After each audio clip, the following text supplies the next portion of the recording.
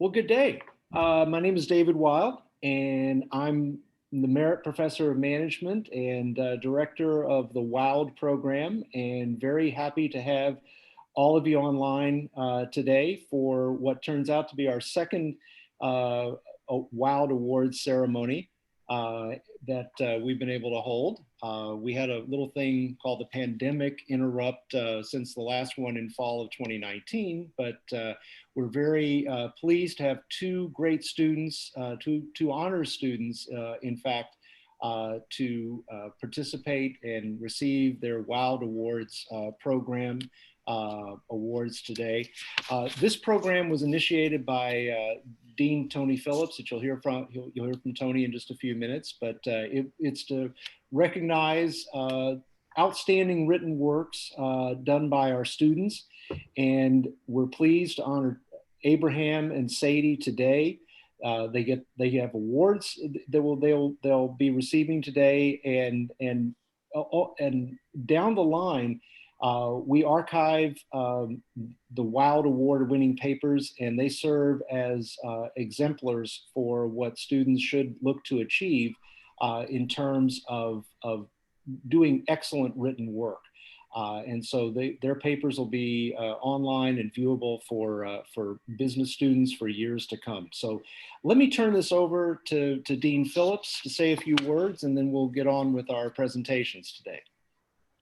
Thank you, Dr. Wild. I want to welcome everyone here today. Thank you for joining.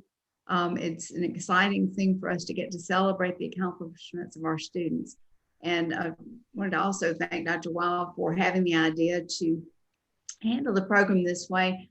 I know as a professor how gratifying it was when you would pick up something that a student had written and read it, and it was just such a pleasure when what you're reading goes beyond just conveying information, takes that extra step and gets into truly an exemplar, as Dr. Wild said, of good written work, excellent written communication. And we all know how important it is to be able to effectively communicate in writing in the business world and in our personal lives. So congratulations to our two student award winners today.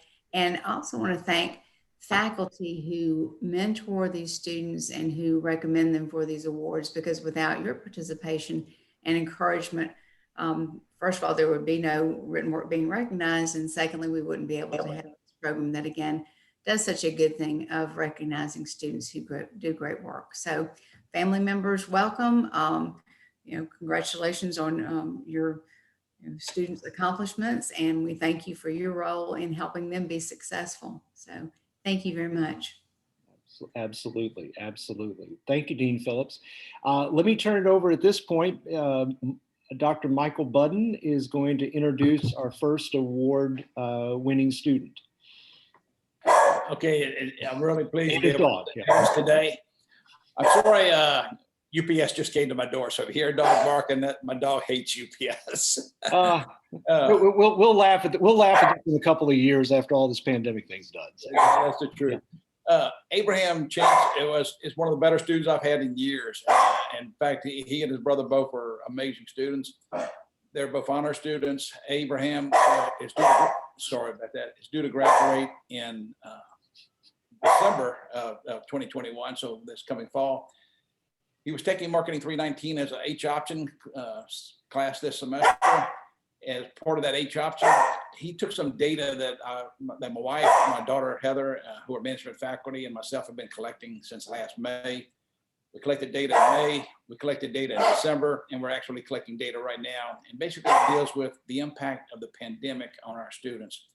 Abraham took that data, used SPSS and learned SPSS and some other stuff to analyze that data, and wrote a report. And the name of his, and I want to tell you a little bit about him real fast. He's got 11 kids in his family. He's one of 11 siblings, which is a large family. I come from a large family also. And so that's, I know how neat that can be and how great that can be. His mother is a baker and has a cakery over in Tickfaw. They're from Tickfaw. His father's a minister of the Vine Church in Hammond. He's really an outstanding young man, really level-headed and motivated, competitive, intelligent. He's got all the characteristics, I think, very family oriented that anybody would want in a person. And I really admire him for that, and his family for that. With that said, he will graduate in December, and I'm looking forward to seeing him graduate. So I'll just turn it over to Abraham. He's Abraham Chance. He's one of twin brothers, and and again, he's got twin sisters, I think, that are 6 months old in that family. So That's right, Dr. Budden. My sister, my oldest sister, my youngest brother are 15 years apart. So it's I know how big families can do that. Yeah. So Abraham, congratulations. I really appreciate you being in my class and doing this project as part of your options, H option, your honors option class. All right. Thank you so much, Dr. Budden. Yeah, thanks for all those kind words. And thanks for letting me have this opportunity, Dr. Wild, Dr. Phillips, Dr. Budden. It's a real honor. Let me share my screen real quick, and I will pull up my PowerPoint. All righty. Can now everyone see that? Yes. Awesome. Awesome. So, like Dr. Budden said, I'm an honors student, and close to the beginning of the semester, I realized that I needed another honors credit to graduate whenever I wanted to. So I approached Dr. Budden about doing an H option, which is essentially, do some extra work for the honors credit. And he said, oh yeah, I've got some data. You can use SPSS, and you can do some research for me. I was like, oh yeah, piece of cake. I've done research before. And then he sends me the file, and it is it is 650 something entries, all down an Excel spreadsheet. And I've never used SPSS before until this semester. So I started from the ground up, learned to crunch the numbers, did plenty of outside research, and as you can see, the research was over 640 students. That is more raw data than I've ever had to crunch before. So it was a learning experience, and it was really fun. Throughout my paper, I covered 13 other studies. That isn't all the work cited. I also included plenty of obscure literary references, just because I'm that kind of guy. I quote books a lot, so you'll definitely have some book quotes in this presentation. And the research was actually examining 8 different variables that were affected by the pandemic. The variables being things like how much time did people spend watching TV? How much money did they save during the pandemic? How did it affect people's mental health? How did it affect their physical health, etc.? So I'm just going to give you guys a rundown of what I did and some interesting facts. So these are by no means, this isn't all that I found out. I have a whole paper about it. If you want it, like Dr. Wild said, it should be available for anyone to read if you want to read it. But these are some of the most interesting things that I found. I'll explain them real quick. So the fact that the pandemic actually improved people's financial health was interesting to me. So granted, this is a survey of students. Most of students are spending money going out, doing things like that. Well, when they can't go out to various bars and restaurants and so forth, they probably aren't going to spend that much money. So as you can imagine, savings rates increased. A lot of students climbed out of debt, and some surveys even said that the average, not the average American, how would you say it? That certain populations in the U.S. have actually been able to grow very much financially during this time. So I thought that was a very encouraging thing, and very, very interesting to me. Another interesting fact is that people's physical health actually declined during the pandemic. And that's not to say that the stay-at-home order had zero good effects.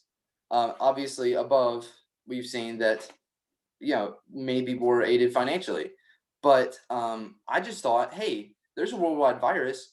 People might want to take care of themselves. People might want to exercise more. People might want to,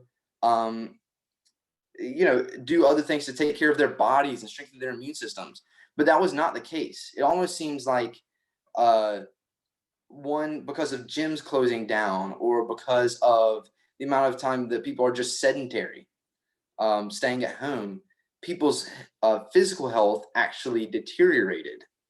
I just thought that was very interesting and kind of counterintuitive, but the numbers don't lie. So that's just something to think about. And maybe if you've been sitting on the sofa watching TV all pandemic, you're like, oh, maybe there is a life-threatening virus out there that I could, maybe go work out, get my immune system up. So the last one that I wanted to point out is the pandemic increased the time that people spend watching TV. Now, I have nothing wrong with watching TV. I watch, all these Marvel shows that are coming out on Disney Plus. I watch them all. They're very entertaining. However, the fact that for many of the students surveyed, it is taking up a full quarter, 20% of their waking hours. So assuming most people sleep around 8 hours a night, they're up for 16 hours, they're watching TV for 4 of those hours. That's 25% of their waking lives over the past, how long have we been in this pandemic? 13 months? That's pretty substantial. So this is, I guess, a cautionary tale to anyone watching this recording in the future. Definitely, Disney Plus is great, but definitely don't spend, a quarter of your life watching Falcon and Winter Soldier. I'll get off the soapbox now, but I found these facts very interesting and very insightful, because I noticed some of these behaviors in myself, especially the TV one. So I've actually decreased my TV time after doing this research.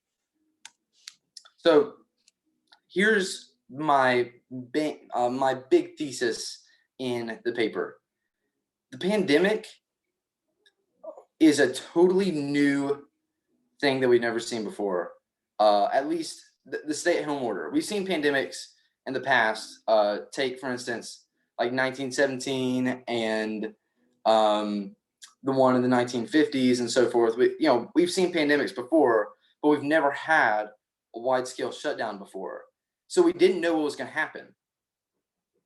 So my main thesis is it wasn't all good and it wasn't all bad. We had some positive ones, like some people's financial situations were improved.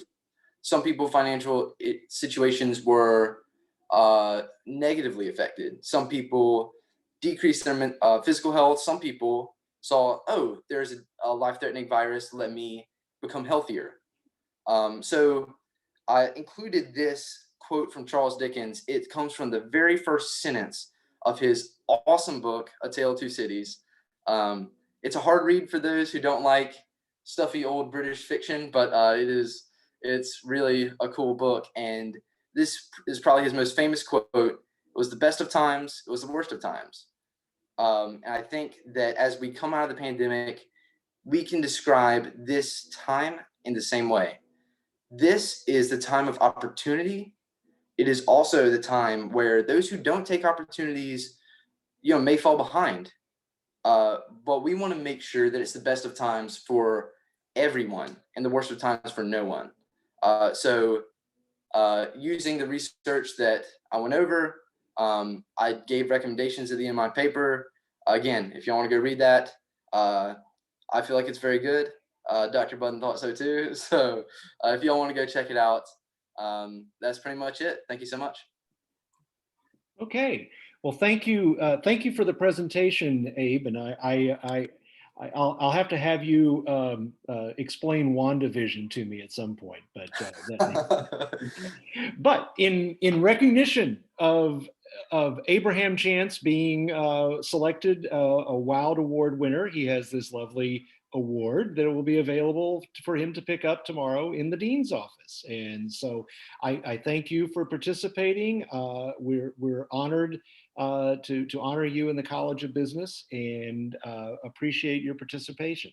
And so next we have Saydie Rusk, also an honors student, and I'll have her supervising professor, Dr. Kemp, introduce Saydie, and her paper is entitled "A Review of the Interactive Business Literature in the Context of Sales Marketing." So April, take it away. Hi, everybody. Thanks for joining us this afternoon. I am very excited to be able to recognize another honors student, Saydie Rusk. Saydie has a lot of accomplishments that we are very proud of. Just wanted to kind of give a little general overview of all the things she's done while in school, and she hasn't even turned 21 yet. I just wanted to point that out. She's graduating at not even 21 years old, which I am very impressed with. So Saydie has been very involved while at Southeastern in her sorority, has held several vice president positions. She has also been involved in student government. She has been in the honors program. She also was an Excel leadership scholar, a College of Business ambassador, which I'm an advisor of, and most recently, she has competed this past year with our professional sales team, and she was a top 5 competitor in our internal sales competition. She also got to compete at the national level this year, and in our regional competition, where we were the top Louisiana school, she was part of that team, and she won the pressure round. So just wanted to brag a little bit on Saydie as a well-rounded student and competitor, and I'm very proud of her. And she has been interning with the sales program, which I am over, and so is Dr. Lopez. We were both on her committee, and we're very impressed with her and how much she put into just taking ownership and just jumping into research. You know, we didn't give her a lot of direction at first, just wanted to see what she would do. And we were very impressed with just, you know, her reading and understanding literature, which is a whole different language and whole different ball game for a student when they're taking on other classes as well. So we were very impressed with Saydie. She's going to share a little bit about, she did a literature review on mentoring and sales, and she might even share a little bit about her experience being mentored as a student. She was able to have a mentor. And so I will pass it on to Saydie. Congratulations. Thank you. Okay, I'm going to share my screen right now.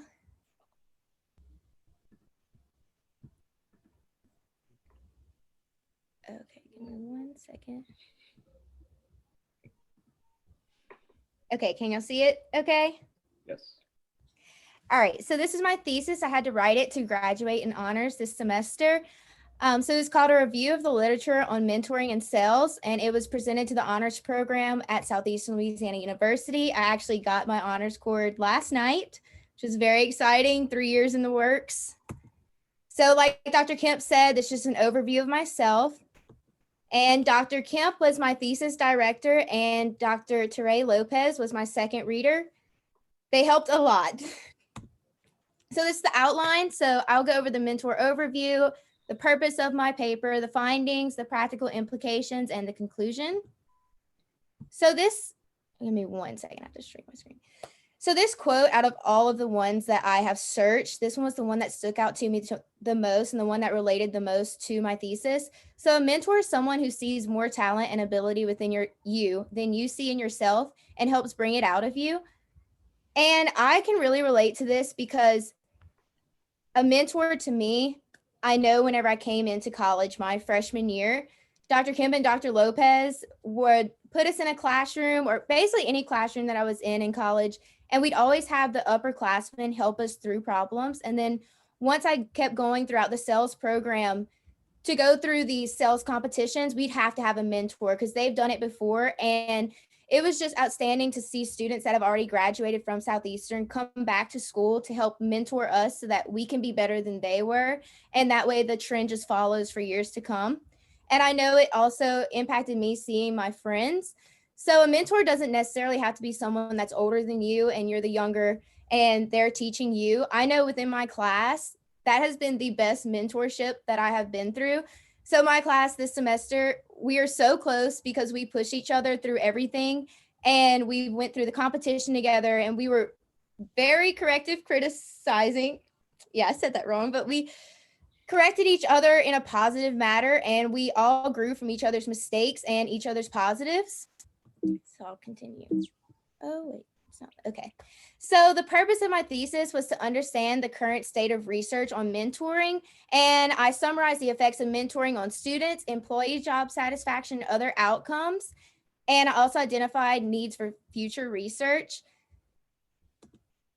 So this is some of the topics that I found very intriguing within my thesis. So the willingness of a person to mentor or to be mentored is related to that person's job satisfaction, role conflict, job experience, and interpersonal competence. Basically, that's saying is if the person's not happy with their job and if they have role conflict or if they're conflicted with what's going on in their lives, they will be less willing to be mentored. And a mentoring program benefits the organization, the mentor, and the mentee. This also applies in a school setting. It affects the school, the teacher, and the student as well.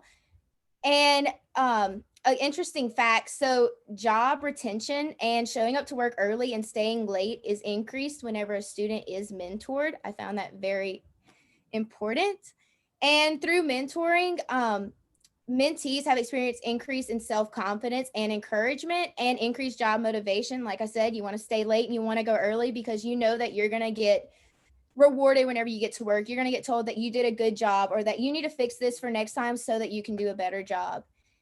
And also another finding that I found was the difference in sex roles. So throughout the studies, multiple articles that I read stated that men are more not willing to get mentored because they have a mindset where I got the job, I'm going to do it, and I'm going to finish it, which leads to lone wolf tendencies. Whereas women, as you may know, we can talk a lot and we get very long-winded, and we're more subjective to being mentored because we can sit in a social setting and get corrective criticism and try to prove who's best, being women. So that was very interesting to me. And then the antecedents of mentoring. So organizational support. So poor organizational support and mentoring programs were prone to creating bad mentoring outcomes. So basically, if the company does not have a good setup and if they're not properly regulating what happens and if they're not keeping in touch with their mentees and mentors, then there was a negative outcome being lone wolf tendencies and isolation. The person just feels like I can do it better on my own than having to deal with all these people trying to tell me what to do. But if there is a good outcome, then they are more willing and then job satisfaction is increased. So based on this examination, mentoring can be an effective way to enhance a company or organization. However, like I just said, if the wrong implementations are put into place, there will be negative effects on the mentee. And the field of mentoring is growing, and it's crucial to implement a mentoring process effectively and efficiently in both the professional and academic setting. And if a student, say in high school, they have a mentoring program and it's effective, they will know the benefits that they receive from that program. And whenever they get into their professional field, they'll be more willing to be mentored, therefore leading to an increase in sales in the professional field and an increase in job satisfaction and hopefully moving their way up throughout the company. So my conclusion is this thesis provided both academic and practitioners with a synthesis of the effects and implications of mentoring. And this review offers input for scholars researching the effects and implications of mentoring. And one thing that I would like somebody to further research was the effects of mentoring after they're done with their job, or say they go to another job, how do they succeed in that field without having a mentoring program? Or students after they graduate high school, how are they affected other than students that did not have a mentoring program? So that's my conclusion. I wanted to thank all of y'all and thank you for nominating me for this award, and thank you for accepting me. Thank you so much, Saydie. We enjoyed your presentation and so glad your family could be online. They can wave to you. Yeah, yay. Okay. So, but it's the pleasure of the College of Business to have this award for you, and it'll be available for you to pick up tomorrow at the Dean's office. So congratulations again, and you are graduating this time, right? Yes, sir. In 2 weeks. Cool. That's the main thing. So, and we learned about men not being able to anyway. So, okay. So, but well, appreciate most of all all of you who could attend, and appreciate the work of Abraham and Saydie that was so deserving, and appreciate Dr. Budden and Dr. Kemp for nominating these students, and again, appreciate your participation. Appreciate you all being here today. This is being recorded. I will send a link out to Abraham and Saydie so they could share, and appreciate you being here. Thank you for your participation, and again, congratulations, Saydie. Congratulations on graduating. Abraham in the fall, and no problem there. So appreciate your time, and again, have a good evening. Bye-bye. Congrats. Thank you. Congrats. Yeah, we didn't do it. Yeah. So. Congratulations. Thank y'all. Absolutely. Thank you.